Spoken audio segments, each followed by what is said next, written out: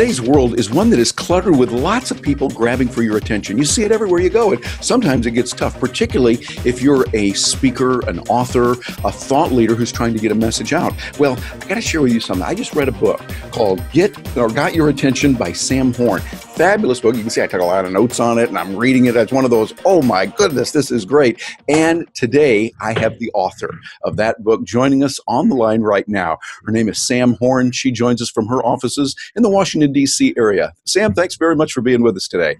Thank you very much, Terry. I've been looking forward to sharing some ideas with our viewers. Well, I just got to tell you, you did a fabulous job with this book, and it was one of those, it wasn't like you just read it fast for some light reading. Oh, no. I'm writing notes down. I'm getting ideas, and I think, okay, I want to interview you, and I really appreciate you taking time so we can talk today, but I want this to be something really special. I know that sometimes our viewers are going through challenges of their own. They've got some projects or a problem that they're working on, and I know you have done things in the past to help people, not just a regular interview. No, we're not going to do ordinary. We're going to do something here that's very intriguing, as you talk about in your book. Very intriguing. And I want to do something a little different. What ideas would you have that we can make this video something that's way beyond the ordinary for those that are watching? You know, Eleanor Clift came to a National Press Club dinner that I put on, and we were going around and asking everyone for their favorite quotes. And she said, "We're all in a race to be relevant." I said, "That's a fantastic quote." I said, "Who said that?" She said, "I said that."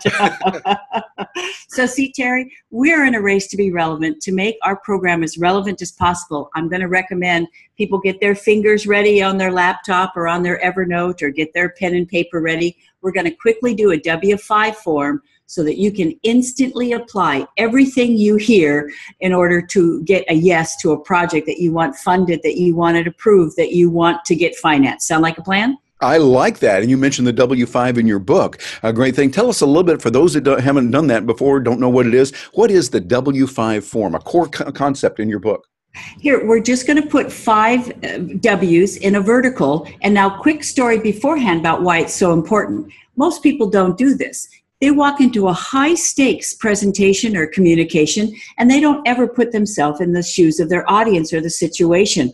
In fact, I was working with a client who wanted to pitch Emirates Airlines. She's a very well-known star. She wanted to do a travel blog for them and videos that they were going to be showing on Emirates. So she's telling me about the W-5 form, and she's talking about how adventurous this is going to be and how she wants people to get out of their comfort zone. Terry, I'm on the Emirates Airline website. Guess what their slogan is? What? Comfort. Get in your comfort zone. And she was going to propose a program to get out of your comfort zone. Not a good idea. Yeah, it's kind of like called being relevant to your audience. So you see, let's do it. Only going to take 2 minutes. And I recommend that if people do this before every high-stakes interaction, whether it's a newsletter going out to their mailing list, whether it's a homepage of their website, whether it's a marketing campaign, TED Talk, this is going to help increase the likelihood it's relevant and that it succeeds. Okay, first is the W. What? So what are we talking about here? Is it a newsletter? Is it a book that you're writing, a blog? So what is it that you want to get a buy-in to? Second is who. Who is your decision maker? We want to be able to see them and know what kind of mood they're in. So not just this as a client, no, 35, 65, putting in 60 hours a week, a perfectionist with their mental arms crossed, objecting to everything you say. So who is your decision maker? Next W is where and when. As you know, it makes a difference. I was dealing with a Cisco client who was having an all-hands meeting at 4:30 on a Friday afternoon. Yikes! Everyone's going to have one foot out the door, right? Yeah. So see, where and when is this going to take place? At a busy restaurant, at lunch? You're not going to be able to hear each other. Next, W is why will it be an ROI for them? What are your helps and your saves? How is this going to help them be happier, help them be wealthier, help them be safer, help them save time, help them prevent mistakes, help them have a competitive edge? So what is it going to make for your audience? So it's an ROI. What's it going to save for your audience? So they want to give you their time, mind, and dime. Next W, why will it be an ROI for you? What are 3 outcomes that would make this a success? So you want them to sign up for your mailing list? You want them to sign on the dotted line? Do you want them to recommend you to the real decision maker? You take 2 minutes to fill out your W-5 form. guess what happens? The language shows up. And it holds you accountable for making sure that everything you say is going to resonate with their priorities, with that situation and the needs of the group that you're trying to resonate and reach. I like that. That's very good. Well, then having that form, I like the way you do that in the book where you talk about the W5. It's really kind of like, well, here it is in the book on page 6. And you talk about this, and it's a way that we can fill it out, and it's a template that works very well. So as I look at the kind of things that you covered and what we can do, it makes just imminent sense all the way through. As I went through the book, taking a lot of notes and all that, I want to kind of ask you about some of the things also that are in there when you ask, did you know questions? It's like instead of just coming up with the standard elevator pitch that people have, you tell us to use a did you know question. What is that, and why is that so important?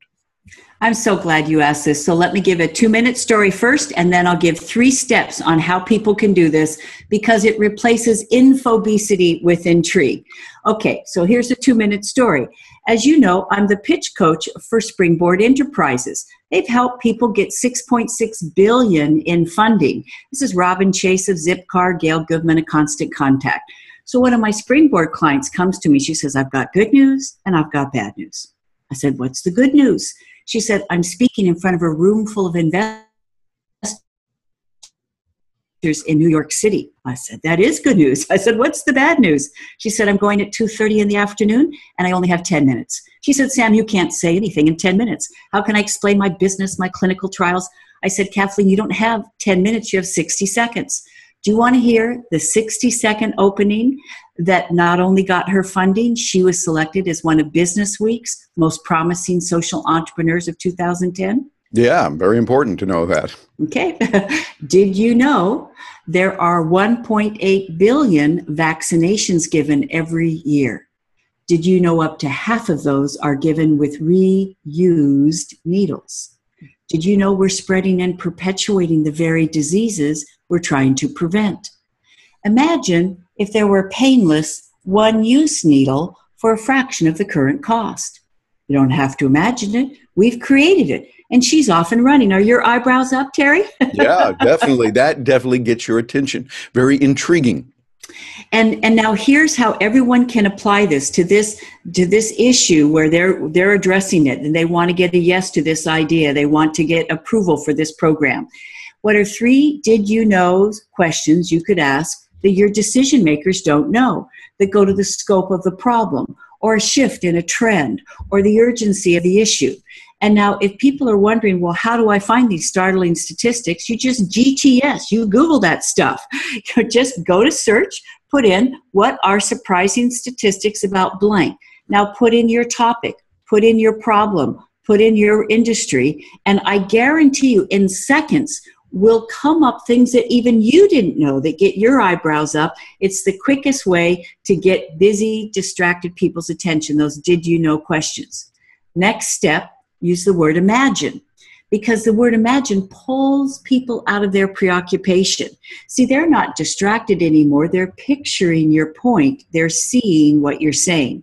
Link the word imagine to 3 aspects of your answer to the issue, your solution to the problem, your program or product that meets that need. Think back to Kathleen Callender of Pharmagen. Terry, do you know how she used to start her PowerPoint presentations, how she used to answer the question, what do you do? You ready? Mm-hmm. We're a medical delivery device for subcutaneous inoculations. Oh, my goodness. I think I'm falling asleep already. You know, confused people don't say yes. Confused investors don't say yes. So see, think about it. What do they care about? Well, they cared about those painful inoculations. We made it painless. They cared about those reused needles. We made it one use. All decision makers care about money. Do you see, Terry? We distilled in a world of infobesity into one succinct sentence. Oh, who wouldn't want that scenario? And then bridge to, you don't have to imagine it. We've created it. Come in with your precedents, your evidence, your benchmarks to show this isn't pie in the sky speculative. It's a done deal. You're ready to deliver it. Yeah, and I like the way you talk about that, the infobesity. In the book, you say that's a real word. I thought, well, this is one that Sam made up. It's just kind of a fun little thing, but no, it is a real word. And I think we've got to cut through it, not just by saying, hi, I'm wonderful. You stress that in the book so often, and I loved it. Where you say, instead of just talking about I did this, I'm this, you talk about another approach that works so much better. And tell us a little bit about that and how we can start blending that into our lives and our conversations. Well, thank you. Is that I believe we should never again give an elevator speech. When someone says, what do? We don't say, I run a nonprofit. I'm a consultant. I work for a bank. Boring, right? So once again, 90-second story, then I'll give people a 3-step technique. So from now on, when someone says, what do? You can avoid that, I do this, and you can actually create a connection in 60 seconds. Sound good? Absolutely fabulous.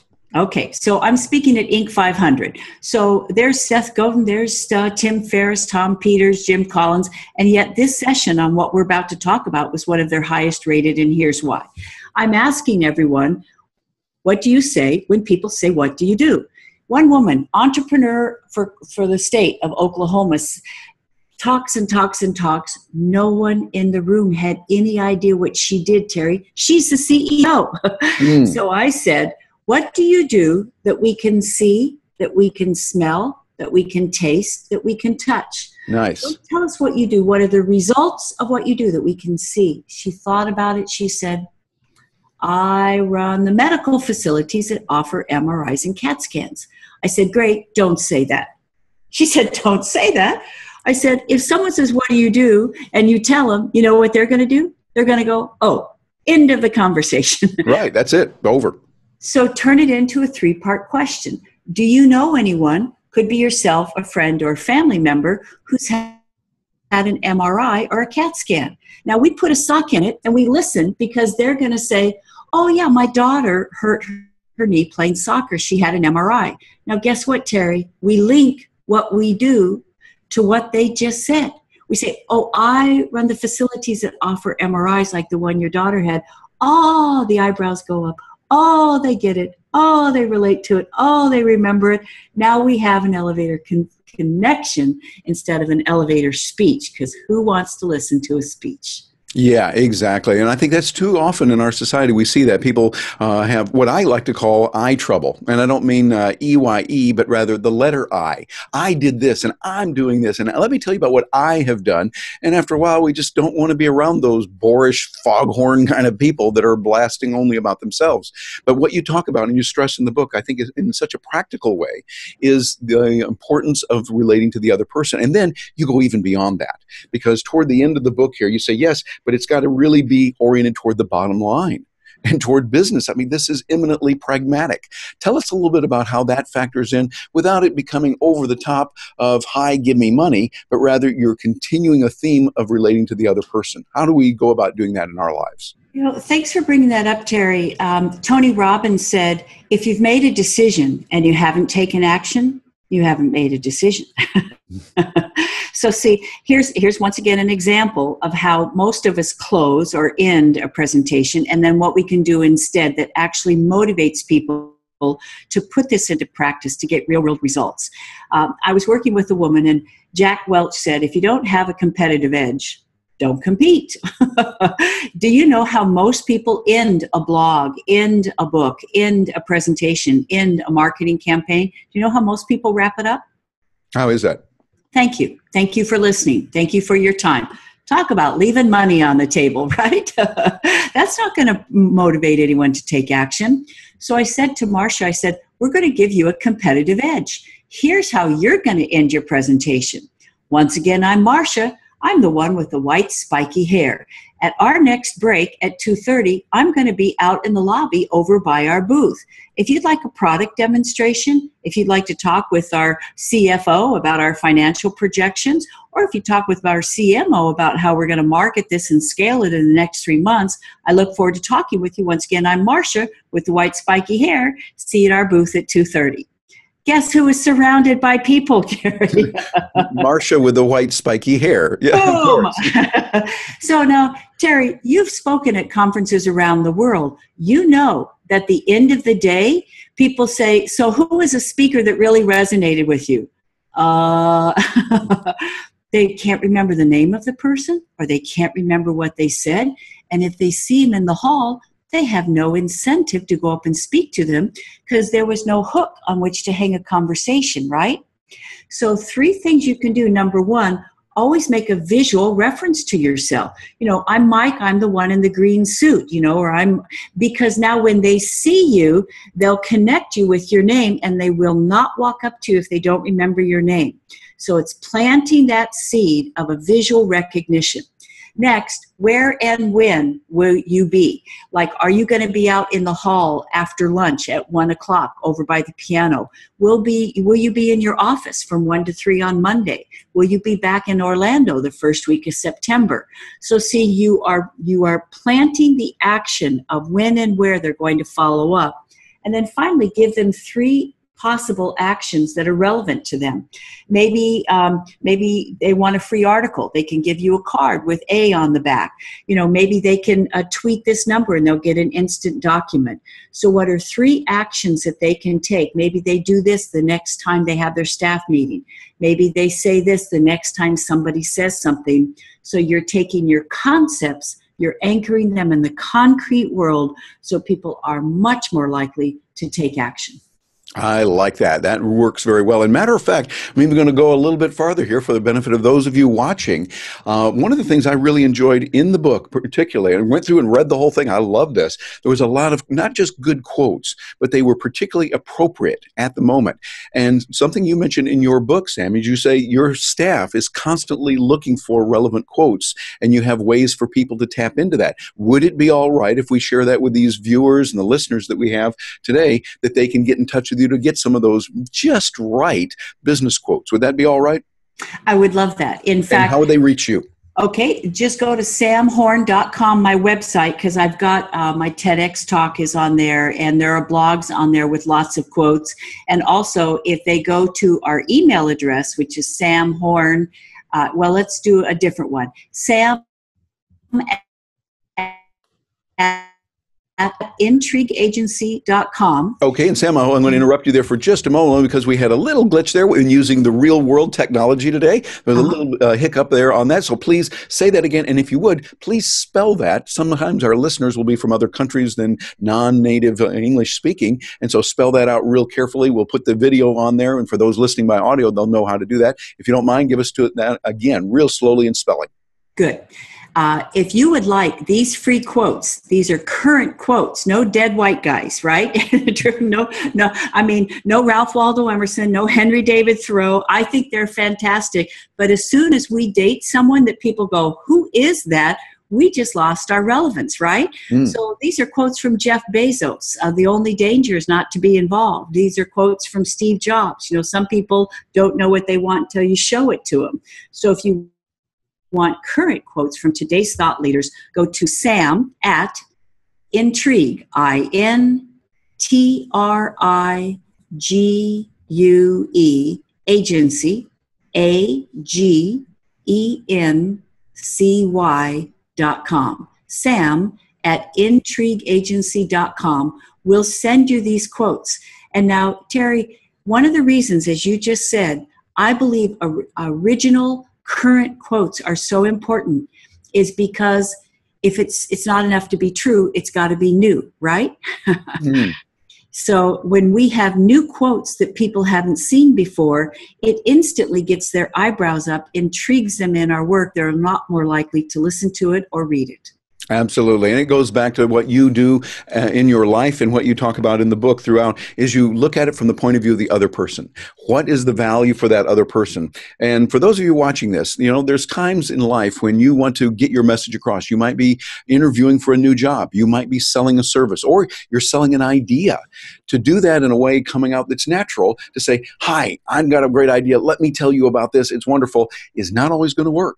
Instead, these techniques, these ideas are based in honorable ways to connect with people, honorable ways that really work in the real world. Do yourself a favor. You're going to thank me later for this. Get this book. Go to a bookstore near you, online, offline. There's available around a lot of places. Be sure and get this. Got Your Attention by Sam Horn. It's a book that I would say if you're interested in your career, if you're interested in getting through to people and connecting, you want to invest in that. Well, Sam, before we let you go, any final words you want to say to those that are watching, maybe someone that's getting ready for that big presentation, or even if it's just an important talk to a colleague, a boss, or someone important they've got to get through, what words would you leave with them today so they can take that with them? 90-second story and words of advice. Sound good, Terry? Sounds good to me. I get to talk about how using one of the techniques in this book, how to share what's rare, how to be uncommon instead of common, help someone get their dream job. Is that, as you know, my sons grew up on Maui, and we would go for these walk and rolls at night. And one night I asked Tom, I said, what do you want to do when you grow up? Well, he pointed to the sky and he said, something to do with up there. Well, little could we have predicted 2 weeks before he graduated from Virginia Tech that there was a notice on the Virginia Tech job board for working in mission control at Johnson Space Center. Wow. In NASA's Houston. I mean, you know, Houston, we've got a problem. That Houston. Yeah. So Tom sent me his application and his resume. I said, Tom, it's brilliant. You just left off one thing. He said, what? I said, you forgot to mention that you and your collegiate team won the international competition to put a manned mission on Mars. Guess what he said, Terry? What? But Mom, that would be bragging. Oh, yikes. You know, one of the things we talk about in the book is that humility is a wonderful quality, but humility taken to an extreme becomes our Achilles heel. Yes. I said, Tom, put yourself in the shoes of your decision makers. They're going to see hundreds of applications. You know, they all have 4-point GPAs, you know, they all have curricular. You don't want to blend in, you want to break out. And to the degree you put down something they haven't seen before that gets their eyebrows up, that's relevant to them, is to the degree you're giving them a reason to bring you in for an interview. So Terry, guess who shared what was rare on his application to make him one of a kind instead of one of many? Guess who got the interview? Guess who got the job? Excellent. Guess who gets to go in every single day and work on NASA? So I'm reaching out to people. If you want a yes to an idea, if you want your dream job, if you want your project, funded, then how can you share what's rare? Ask did you know questions, do your W-5 form, come up with something that people haven't heard before that positions you as uncommon instead of common, one of a kind instead of one of many, so that what you care about succeeds.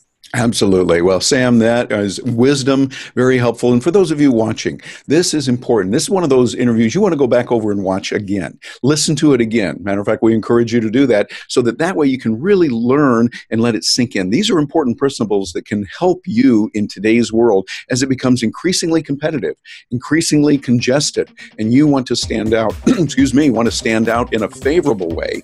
And this is the way to do it. Sam, thank you so much for joining us today. We appreciate it. And for those of you watching, thank you very much for being with us. I'm Terry Brock with terrybrock.com, and I wish you a lot of intrigue in the future and getting attention of others. Thanks for joining us. Thanks so much, Terry, and hope you find these ideas interesting and useful.